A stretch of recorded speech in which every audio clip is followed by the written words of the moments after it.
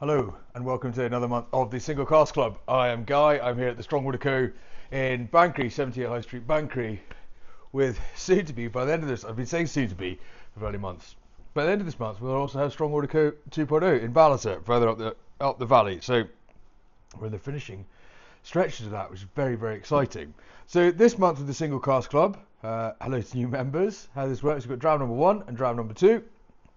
So we'll go through a bit about the distillery and a bit about the dram, and then kind of my tasting notes and how I think that is. So dram number 1, well, both drams this month are from Little Brown Dog.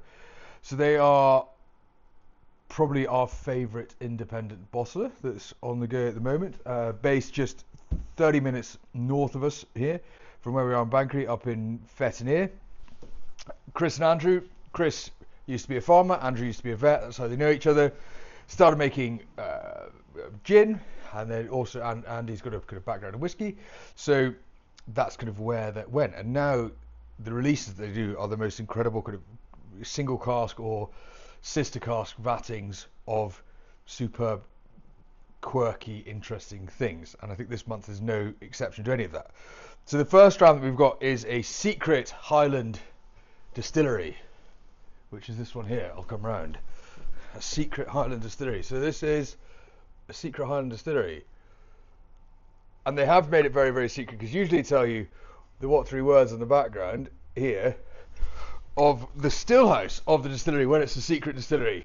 So overheard trial rivals is somewhere in the arse end of nowhere in Alaska. So they've made a boo-boo, which is rather funny. So that's not where it is. This is a Clynelish, which is up on the kind of east coast north of Inverness. A real kind of cult following. Clynelish started by the Duke of Sutherland during the Highland clearances.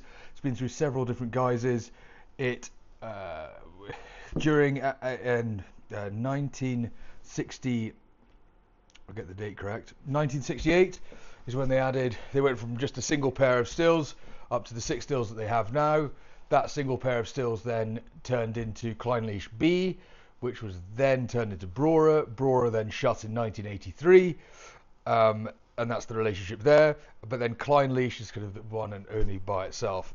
So Clynelish has this amazing fruity kind of waxiness to it. It's really created quite a cult following to it, and that comes around in the faint receiver, where they have the heads and the low and the tails essentially, where they keep them before mixing them with the low wines to the next still run. They get this gunky kind of build up, which they're not really too sure what it's from.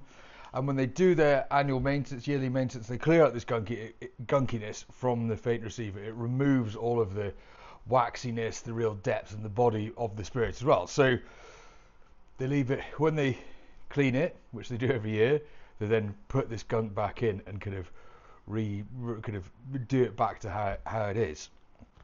And what is this? So this is a pair of casks, 480 bottles, distilled in 2011, bottled just a couple of months ago, or bottled for this bottling, funnily enough, as a 14-year-old, bottled at a natural cask strength of 56.5%, and that's after maturation in bourbon hogsheads. So natural colour, non-chill filter, as with everything. So when I was writing my tasting notes for this, I got really rather carried away with poetic with my first nosing of this.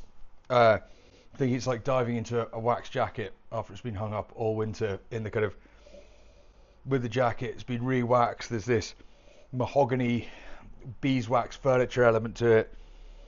There's then this gooseberry and honeydew melon acidity through it, and then a kind of oaky, embery, a bit of fire to it as well, which is really all rather balanced. Then on the palate, cheers.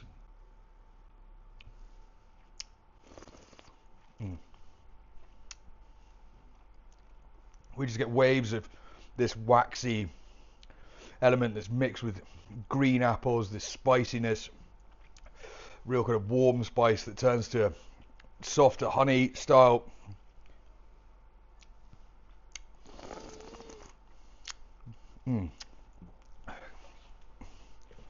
That mouthfeel that you associate with sherry cask, but this is not sherry, obviously it's bourbon, That's what you get. There's this tingle right on the tip of the tongue there, which then goes through to this sharper green berry element. It's quite kind of unripe green gauge, very specific on the finish there, but more to pink grapefruit. It's got gooseberry jam, the kind of fullness to it, and then there's an oaky tannin or a funky oakiness at the end of it, which I just think creates this real moorish value and character to it. And I think for a vatting of 2 casks of Clynelish at cask strength at 14 years old, which is a very classic age for Clynelish as well, I think this is absolutely fantastic. So enjoy that one, and we shall get on to dram number 2.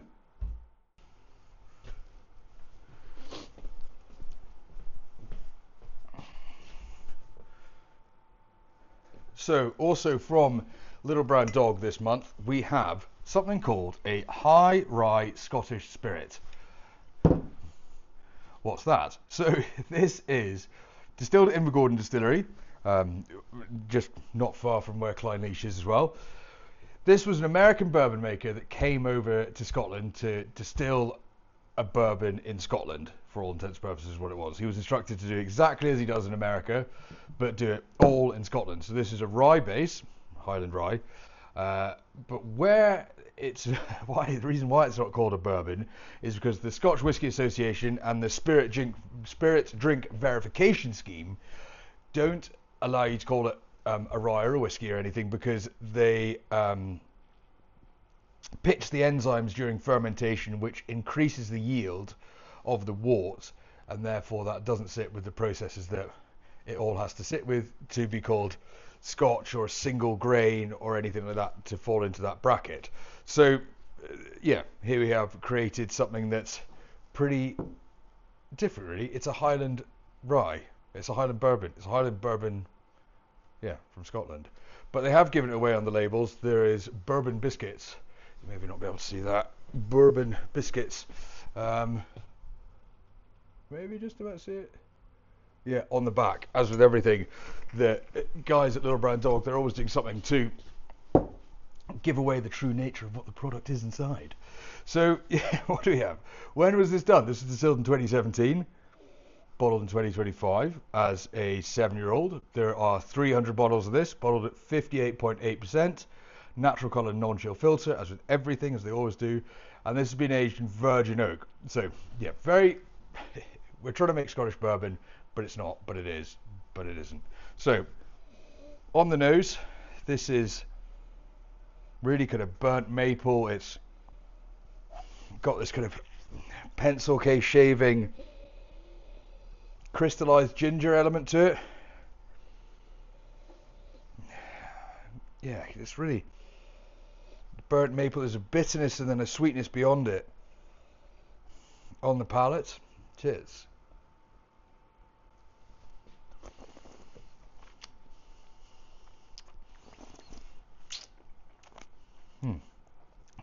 There's this real kind of active, bright pine resininess, pine resin element to it, which comes straight into pine to much more floral styles of violet, but then it comes back. It's got this burnt, smoky kind of pine element to it, more into kind of burnt beech leaves, a lighter, brighter kind of style of smokiness to it.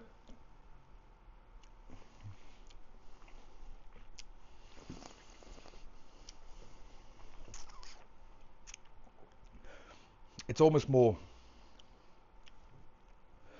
spearminty as where it gets to. It's the bitterness that you get from rosemary. It's like a rosemary oil, but the end of a very specific.